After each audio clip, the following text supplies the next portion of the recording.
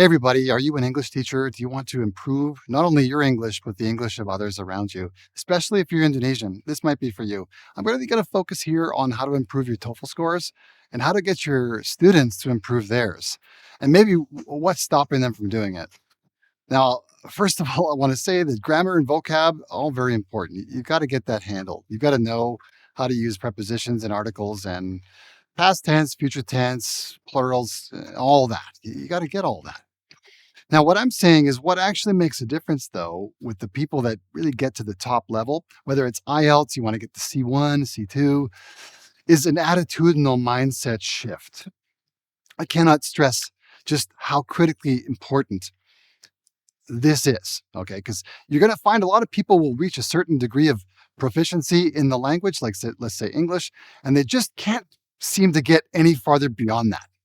They're just kind of stuck there, like a permanent B1, B2, or something like that. Now, what gets that person to the next level is the same concept, to my mind, as going pro. Because at this point, you become much more powerful as an individual. Now, before I get into it, I want to explain something about English and how it's different from Indonesian based on my observations. Now, culturally, let's talk about it. English, especially spoken in places like England, USA, Canada, Australia, is based on a concept of individualism. Individual doesn't just mean I'm in it just for myself. It actually means not divided. Individual, indivisible. Now, what does that actually mean in terms of responsibility as a communicator? If I'm an English speaker, I take 100% responsibility for making the meaning. Let me just explain. Okay, so an English speaker is expected by everyone else listening to produce a coherent, complete thought with every sentence he or she makes. Not that everybody does this, okay, but this is the basic core expectation. English speakers take 100% responsibility for creating and developing the meaning of what you're trying to say. Now, you compare that with Indonesia. Now, in Indonesian, typically speakers will only produce part of the meaning.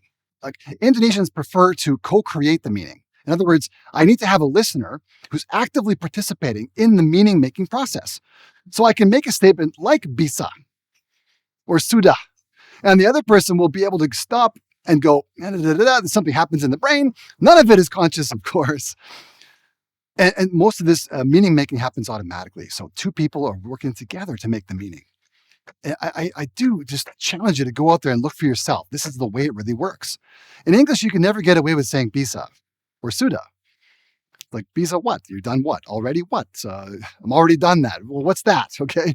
So the native speaker of English will always be waiting for the details to complement the basic core of what you're saying. Okay.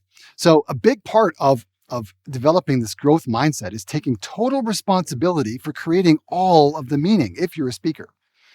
You're not going to wait for someone else to fill in the gaps of what you're saying. And plus, you're going to take total responsibility for adding what's missing. A lot of the people that end up getting stuck at B1, B2, they're what I call, one-to-one translators. Okay, what they're doing is they're still operating within an Indonesian structure, but they're just substituting English words. So it's like Indonenglish, or they're speaking Indonesian, but just with English vocabulary. Okay, so someone like me can follow what you're saying, and I'll pretty much get it, but I'll have to stop and really work hard to fill in the gaps and figure out the meaning, and that's really not consistent with my expectation. Okay, so part of your integrity as an English speaker is being willing to add what's missing. Okay, so even those elements and parts that don't even exist in Indonesian, like prepositions, like articles, like plurals, for future tense, past tense, just to name a few. You need to take responsibility for adding all of that, not just some of it, all of it.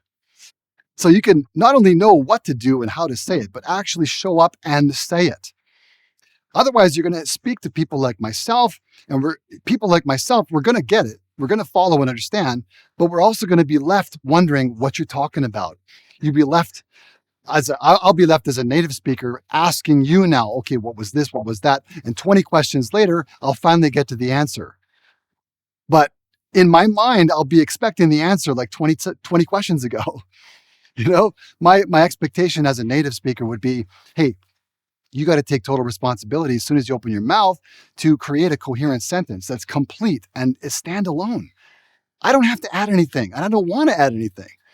Now, I'm not saying that that's any better than Indonesian. It's not. It's just simply different. And if you intend to speak English to other Indonesians, like, you never have to be concerned about this. Why? Because all of you are coming from the same cultural blueprint. Now, you're all in on it. It doesn't really matter if you say, yeah, can or already and all this, because your Indonesian counterpart will just automatically, naturally fill in the gaps. You'll operate like Indonesians, but just with English language. Yeah. But as soon as A, you want to speak to native speakers regularly, B, you want to take the TOEFL test, or you want to take IELTS, at that point, you have to make a decision to take on a growth mindset, to add what's missing, and to take total responsibility for adding everything that's necessary to create a complete meaning, which includes all the elements that don't necessarily exist in Indonesian. So there's my take on it, at least my first take. I hope that was informative. Let me know what you think.